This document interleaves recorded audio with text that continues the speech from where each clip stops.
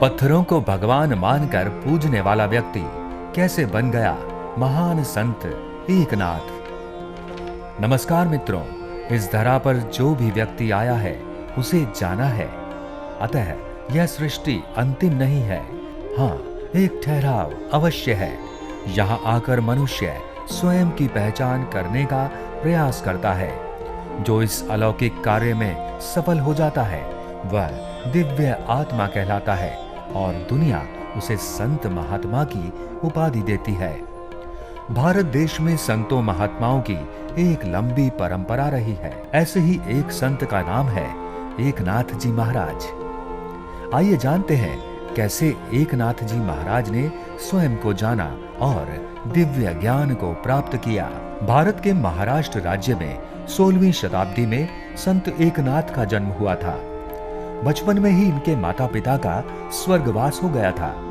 भक्ति भाव और आध्यात्म बचपन से ही एकनाथ जी के हृदय में बसने लगा।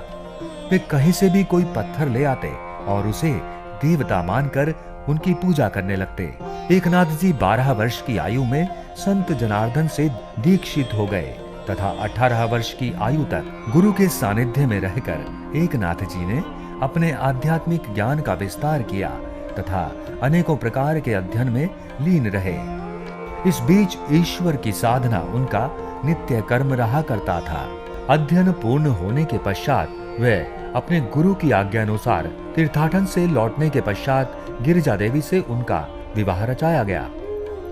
महाराष्ट्र के अधिकतर संतों की तरह एकनाथ भी विवाह को संन्यास की यात्रा में बाधा नहीं मानते थे। एकनाथ जी संत ज्ञानेश्वर को अपना आदर्श मानते थे। संत एकनाथ जी महाराज ने भगवद गीता को मराठी कविता में अनुवादित किया, जिसे भावार्थ दीपिका या ज्ञानेश्वरी के नाम से जाना जाता है। इस अद्भुत कार्य के पश्चात उनकी प्रसिद्धि अचानक से बढ़ गई।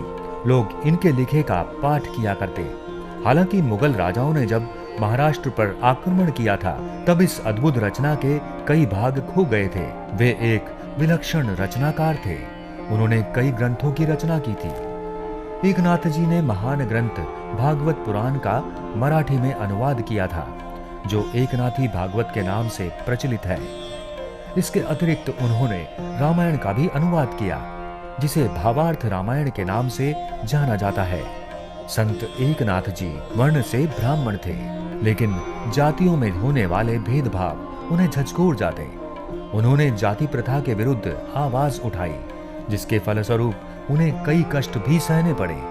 कहा जाता है कि भगवान विट्ठल के इस मूर्धन्य भक्त ने सन 1599 ईस्वी में गोदावरी नदी में जल समाधि लेकर अपना शरीर त्याग दिया, लेकिन आज भी उनकी रचनाएं मानव को प्रकाश पथ पर ले जाती हैं। आज फिलहाल इतना ही। कैसी लगी आपको यह हमारी प्रस्तुति? हमें कमेंट बॉक्स में अवश्य बताएं। धन्यवाद।